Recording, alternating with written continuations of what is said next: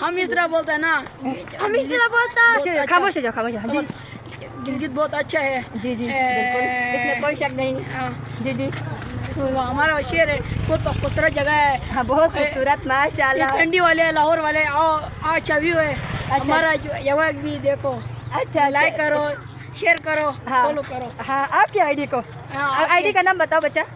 सुजातुल्लाह 84। हाँ गुड। हाँ, गिलगित बल्तिस्तान बहुत खूबसूरत है और यहाँ आप लोग पाकिस्तान के दूसरे इलाके के हैं, वो दावत देते हैं कि हमारे। और कोई पैगाम आप क्या बोलना चाहोगे? अस्सलाम वालेकुम। हाँ, हमारे शहर में आओ और अच्छे लोग हैं और शहर भी अच्छा है माशाल्लाह। इधर गुड गुड।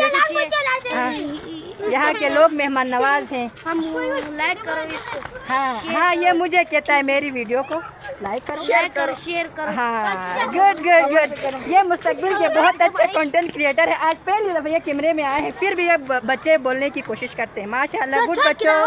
चलो आओ आओ, फिर मिलेंगे, ठीक है।